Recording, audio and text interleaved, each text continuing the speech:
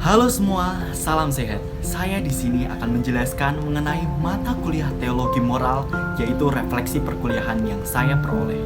Kemudian, hal-hal yang saya pelajari dalam mata kuliah teologi moral ini. Sebelumnya, saya akan memperkenalkan diri. Nama saya Ahmad Akil Binawan dengan NIM 21D10073. Saya dari kelas Perwalian Manajemen 2, Universitas Katolik Sugio Pranoto, Semarang. Saya akan menjelaskan mengenai hal apa saja yang saya pelajari pada mata kuliah teologi moral ini.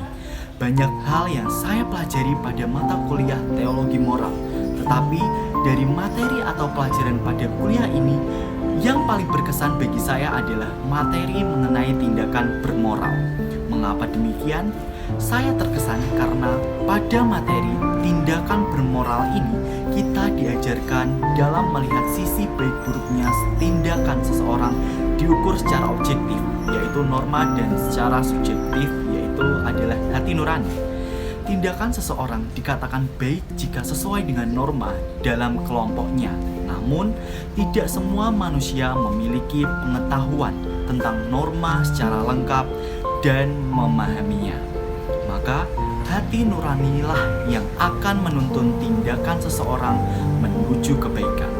Selanjutnya adalah refleksi mengenai makna hidup yang dapat didukung dari video yang saya berikan berikut. Faktor terbesar yang mendorong seseorang untuk tetap hidup adalah makna hidup itu sendiri. Kalau kita lihat cerita di camp tadi, semua tahanannya nggak bisa mengubah kondisi mereka kan? Ya iyalah, di penjara dengan sangat kejam gitu, apa sih yang bisa diubah gitu kan? Tapi menurut Frankl, meskipun nih kita emang nggak bisa mengubah kondisi, nah ada satu hal yang tetap menjadi kewajiban kita dan bisa kita lakukan, yaitu mengubah diri kita sendiri. Tugas ini yang akan menentukan apakah kita masih akan menemukan makna dalam hidup atau enggak. Nah, jadi gimana sih caranya menemukan makna hidup? Apakah harus punya cita-cita setinggi Frankl gitu? Sebetulnya enggak juga. Nah, menurut Frankl ada beberapa poin nih. Pertama, kita bisa menemukannya dalam apa yang kita kerjakan dalam hidup. Mungkin kamu pengen kuliah di luar negeri, atau kamu punya pekerjaan yang kamu cita-citakan. Hal-hal kayak gini bisa jadi alasan kamu untuk terus melakukan yang terbaik dalam hidup. Kedua, kita juga bisa menemukan makna hidup dari sebuah pengalaman atau seseorang. Coba inget deh, aktivitas apa yang bikin kamu ngerasa pengen terus hidup? Mungkin traveling, atau sekedar makanan enak tengah malam gitu. Atau ada nggak sih orang yang pengen kamu terus lihat senyumannya? Mungkin orang tua, mungkin keluarga, mungkin pasangan. Nah, pengalaman dan orang kayak gini bisa jadi alasan kamu untuk terus hidup. Jadi, kamu tuh nggak perlu mengejar-ngejar kebahagiaan yang nggak pasti.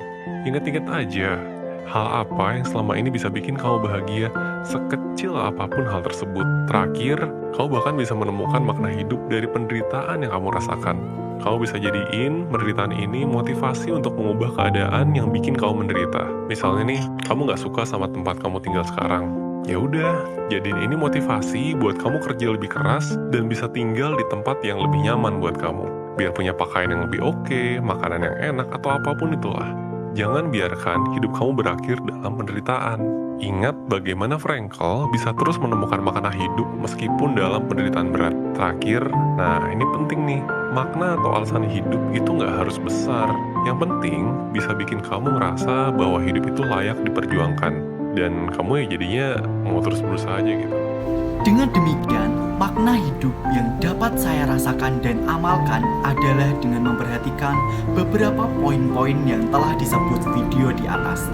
Tak lupa saya juga akan memberikan pandangan saya tentang martabat hidup manusia dalam menjalani hidup, yaitu manusia harus menjadikan Tuhan Yang Maha Esa sebagai tujuan dengan senantiasa mengharap anugerahnya dan menjadikan surga sebagai cita-cita.